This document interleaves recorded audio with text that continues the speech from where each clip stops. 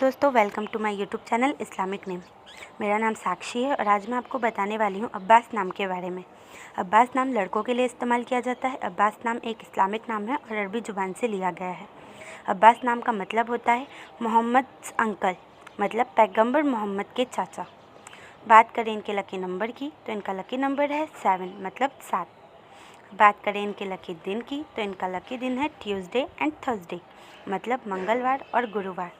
और बात करें इनके लकी कलर की तो इनका लकी कलर है रेड एंड वॉयलेट, मतलब लाल और बैगनी। और बात करें इनके लकी स्टोन की तो इनका लकी स्टोन है रूबी।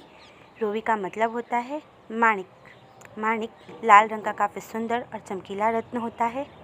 लकी मेटल्स की बात करें तो इनका लकी मेटल है कॉपर एंड आयरन, मतलब तांबा और लोहा। अगर आपका नाम अब्बास है तो कमेंट बॉक्स पर अपना नाम ज़रूर लिखें। ये जानकारी अगर आपको अच्छी लगी हो तो हमारे चैनल को सब्सक्राइब करें और वीडियो को लाइक करें। अगर आप अपने दोस्तों के नाम के बारे में जानना चाहते हैं तो कमेंट बॉक्स पर अपना नाम ज़रूर लिखें और अपने दोस्तों के साथ इस वीडियो को शेयर करें।